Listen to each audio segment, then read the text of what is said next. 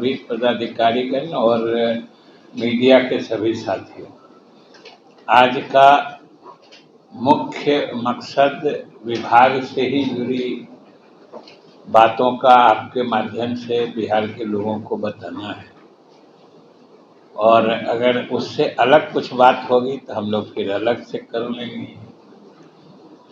तो आज जैसा कि आपको प्रधान सचिव ने बताया कि जलवायु परिवर्तन के परिप्रेक्ष्य में जो मौसम के बर्ताव में परिवर्तन आ रहा है वह धीरे धीरे अब स्पष्ट तौर पर दिखने लगा है कि लगातार बारिश, जैसे पिछली दफ़ा भी नेपाल में जो वहाँ करीब 60 घंटे में जो बारिश हुई थी, वो समझिए कि उसके वार्षिक औसत जो वर्षापात का है उससे भी कहीं ज़्यादा हो गया 60 घंटे, और सारा खामियाजा हम लोगों को भुगतना पड़ता है।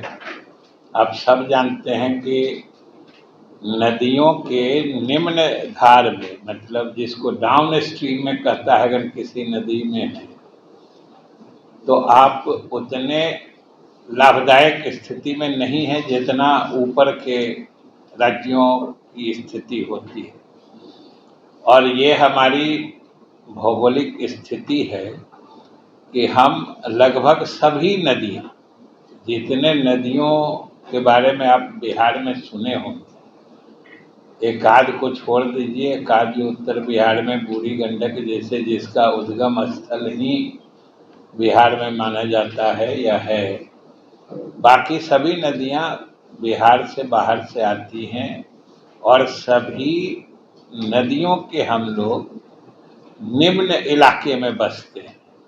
मतलब ऊपर में बारिश होती है तो पानी हमारे ही यहाँ आएगा, और अंत में जो मास्टर ड्रेन कहते हैं वो गंगा नदी है। सारी नदियाँ अंत में गंगा में मिलती हैं, और सारा पानी, चाहे वो नेपाल में बारिश हो, चाहे झारखंड में हो, या उत्तर प्रदेश या मध्य प्रदेश के तो कुछ इलाकों में बारिश हो, तो वो सब पानी अलग अलग नदियों से होके गंगा से मिलके बंगाल की खाड़ी होते हुए हिंद महासागर पहुंच जाती है। तो नदियों के निम्न इलाके में होने के कुछ दुष्परिणाम भी होते हैं। जैसा कि आप सब लोग जानते हैं कि हम लोग के बिहार के कुल भूभाग का 73% इलाका बाढ़ प्रवण है, फ्लड प्रोन है, और उसके कारण हम लोग जूझते रहते हैं। लेकिन वर्तमान संदर्भ ये है कि आप सब देख रहे हैं कि पिछले 3-4 दिनों से, जैसा कि प्रधान सचिव ने बताया, कि झारखंड में काफ़ी बारिश हो रही है। वहाँ के अलग अलग शहरों की तो काफ़ी दुखद स्थिति हो गई है वर्षा के पानी से। लेकिन जो झारखंड के इस प्लेटों में पानी आता है वो अलग अलग नदियों से, जो नाम इन्होंने बताया, निरंजना है या मुहाने है या फिर अलग नदियाँ हैं, वो हमारे यहाँ से होते हुए फिर नीचे के इलाके में आके मिलती हैं गंगा।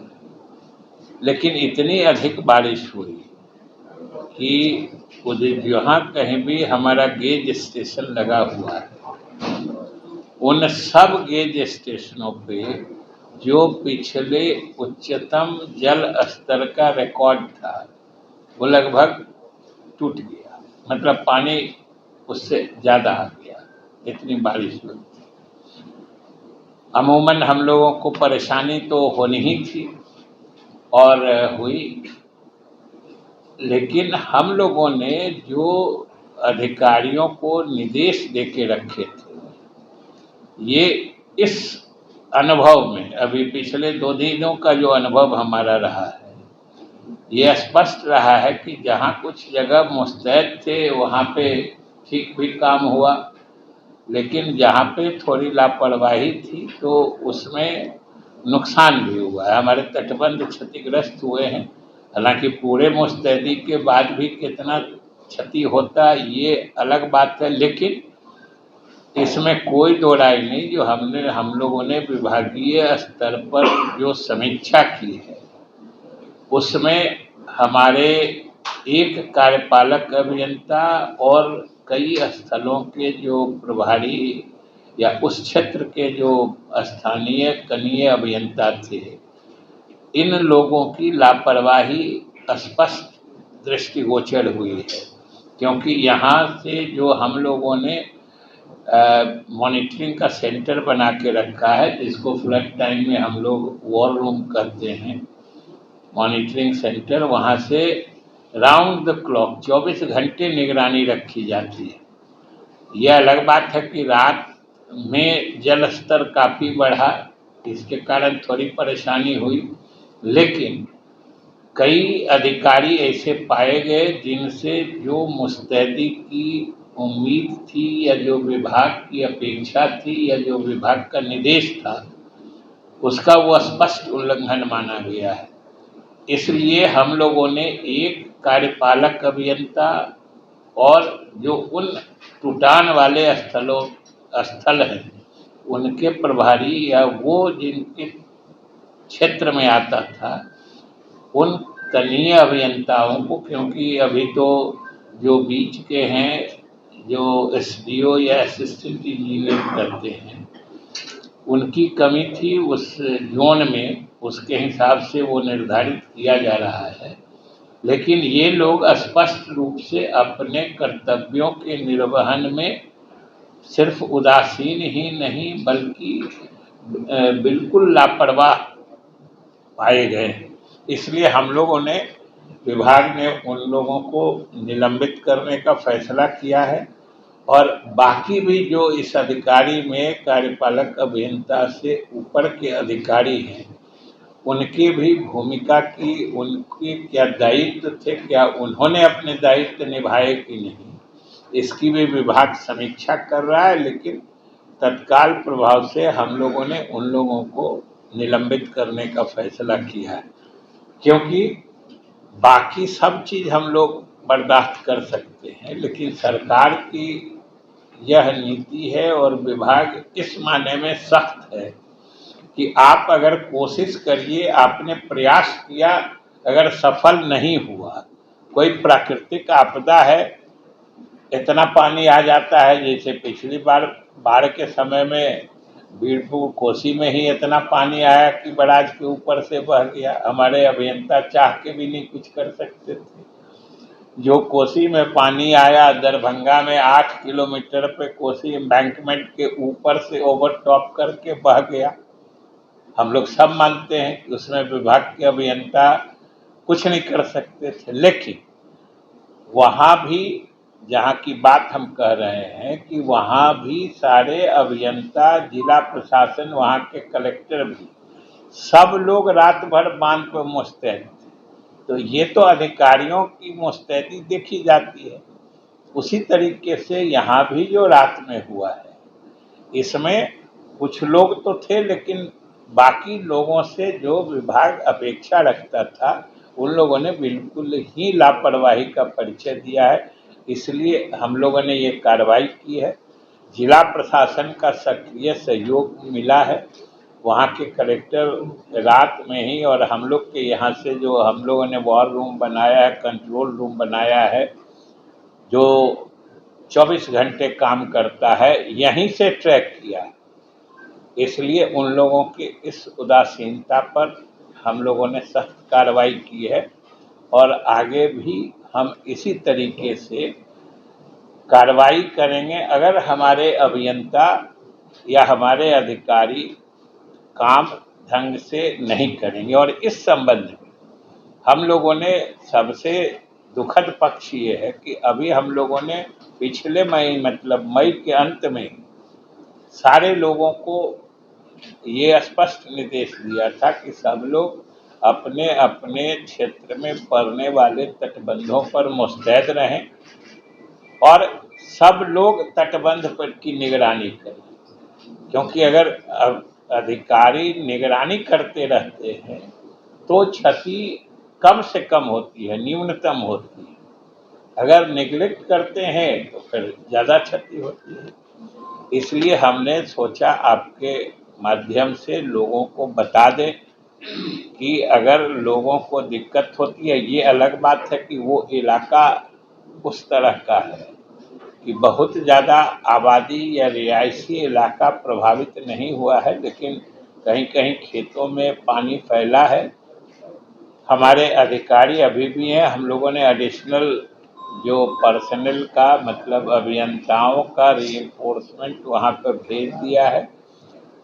कार्यपालक अभियंता भी गए हैं, सहायक अभियंता भी गए हैं, सब लोग काम भी फिर से जहाँ पर टूटान हुआ है उसको बंद करने का युद्ध स्तर पर चल रहा है और जिला प्रशासन का भी भरपूर सहयोग मिल रहा है। हम लोगों ने सोचा कि ये सूचना हम लोग आपसे शेयर करें, क्योंकि अभी तो इस मौसम की शुरुआत भर है और शुरुआत में ही इस तरह की हम लोगों को उम्मीद नहीं थी जैसी कार्रवाई करनी पड़ रही। कितने लोगों पर कार्रवाई की गई है? लगभग 7 हैं अभी। उनका नाम बताया जाएगा क्या, कौन कौन है? नाम तो हो ही जाएगा, आपको निकल जाता है तो नाम मिल ही जाएगा। और नाम तो बता ही दिया कि जहाँ जहाँ टूटान हुआ है उसके स्थल के जो कनीय अभियंता लोग प्रभार में थे और एक कार्यपालक अभियंता। सर, पिछले साल कुछ पुल गिर गए थे सारण सीवान में। पिछले साल सारण सीवान में कुछ पुल गिरे थे और सरकार ने कहा था कि फर्दर एक्शन लिया जाएगा और वसूली होगी ठेकेदारों से। तो हाँ, वो कार्रवाई चल रही है। उसमें क्या प्रगति है, क्या बताया जाएगा? उसमें कार्रवाई चल रही है, क्योंकि वसूली के लिए अकाउंटेबिलिटी फिक्स की जाती है ना, कितना वसूली करना है, वो सब कार्रवाई चल रही है। क्या सरकार मानती है कि निलंबन ही कार्रवाई है? सरकार आप भी समझते हैं कि निलंबन ही कार्रवाई है, किसने कहा है? निलंबन ही कार्रवाई की तो बात होती नहीं है, बल्कि कार्रवाई तो अब होती है जब उसका इंक्वायरी होगा, वो कंडक्टिंग ऑफिसर उनके सारे कंडक्ट की जांच करके उनके बारे में देंगे। निलंबन क्या, उनका प्रमोशन रुकता है, वेतन रुकता है, वो कभी प्रमोट नहीं हो पाते हैं, उससे आगे की भी कार्रवाई होती है। निलंबन तो एक तत्काल करने वाली कार्रवाई होती है। और कुछ हो गया कि विभाग से अलग कोई बात भी है।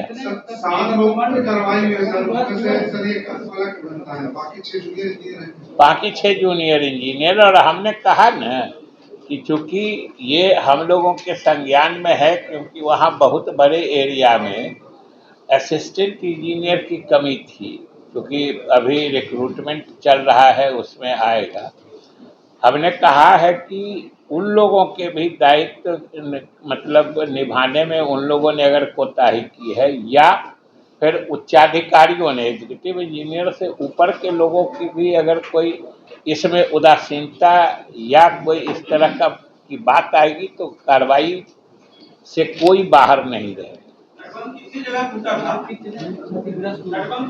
अभी तक तो 5-6 जगह की सूचना।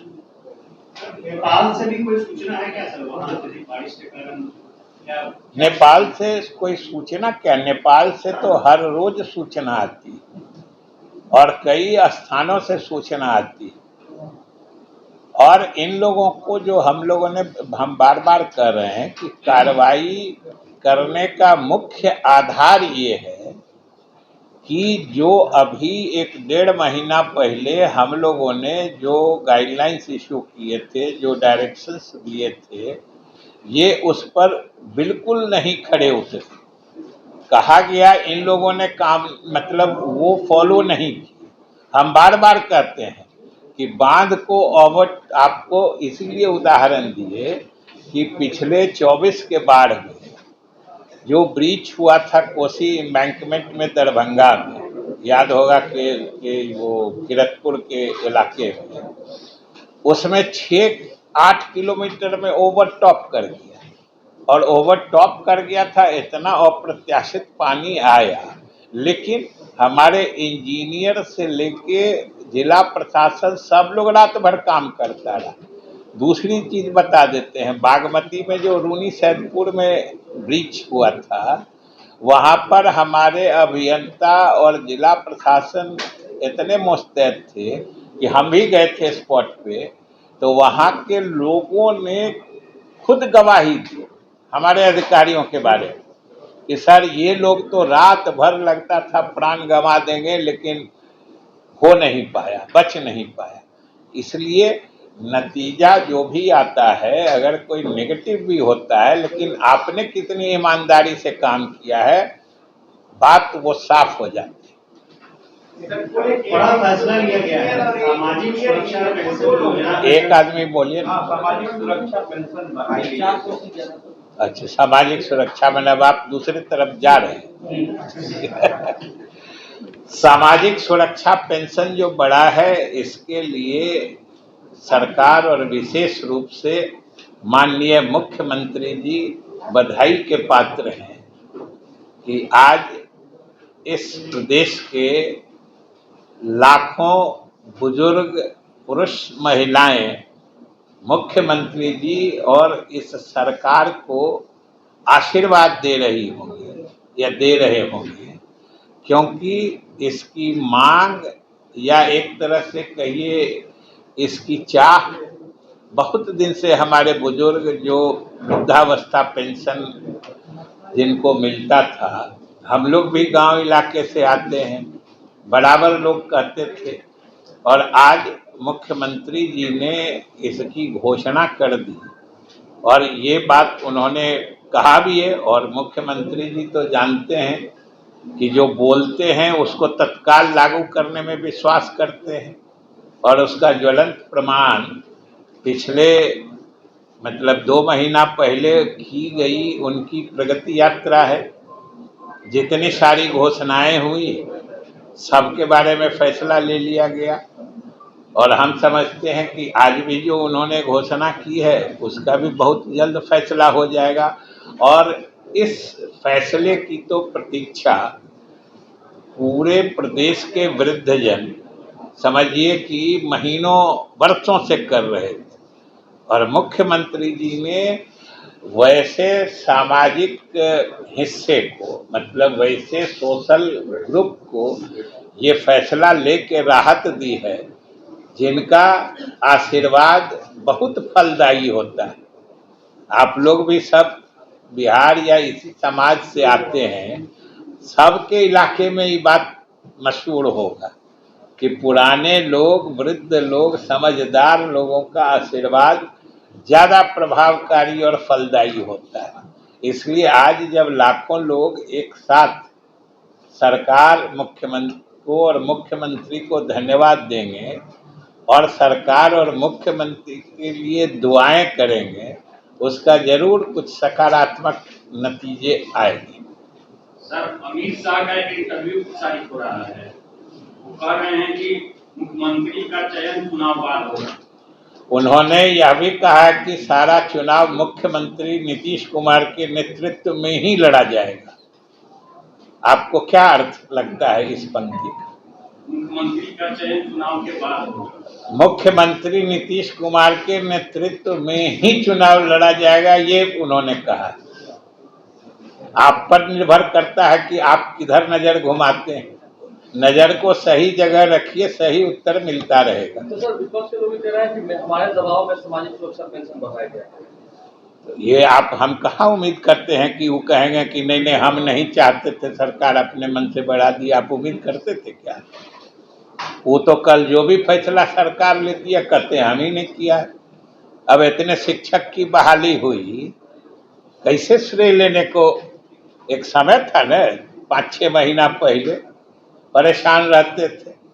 संयोग से हम ही शिक्षा विभाग के प्रभारी मंत्री रहे थे, और जो निर्णय मेरे समय में हुआ, चाहे बिहार लोक सेवा आयोग से शिक्षकों की नियुक्ति का मामला है, आज कितने योग्य शिक्षक आ रहे हैं।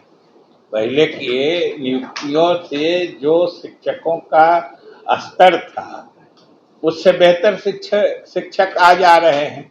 हम लोगों ने फैसला लिया और हमने तो वो फैसला मेरे ही कार्यकाल में हुआ था और मुख्यमंत्री जी के परामर्श से लिया था। और उसके बाद ये लोग आए थे और कह रहे हैं कि ये सब हमारे समय में नियुक्ति हुई।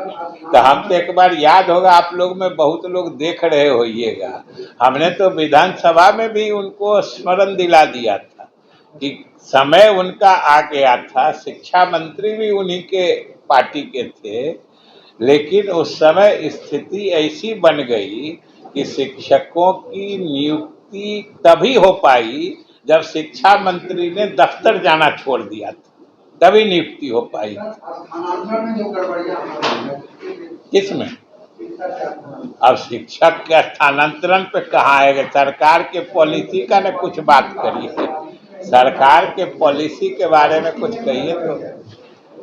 अरे गड़बड़ी अगर है तो ठीक हो जाएगी, इसमें क्या है? सर, कल नेता प्रतिपक्ष ने प्रधानमंत्री के लिए ये शब्द का इस्तेमाल किया कि पॉकेट से पैसे निकाल लेते हैं, किस तरह से देखते हैं? उसका जब वो अब ऐसी बात बोले हैं, आपको लगता है जिस बात की चर्चा करने लायक भी ये बात है? क्यों चर्चा करके गलत चीजों को बढ़ावा दे रहे हैं? भूल जाइए आप लोग, ये लोग बदहवासी में कुछ से कुछ बोलते हैं और ये बदहवासी अभी बढ़ने वाली है। सर, एक और सवाल है सर, चिराग पासवान केंद्रीय मंत्री हैं और पिछले दिनों उनकी पार्टी ने एक फैसला लिया कि बिहार में बहुजन समाज के जो लोग हैं उनको उचित सम्मान नहीं मिल रहा है, उन पर अत्याचार के मामले बढ़ रहे हैं और छात्रवृत्ति नहीं मिल रही है। तो ऐसे में उनकी संघर्ष की लड़ाई वो लड़ेंगे। आंदोलन नालंदा से शुरू हो रहा है सर, क्या चिराग पासवान नाराज है?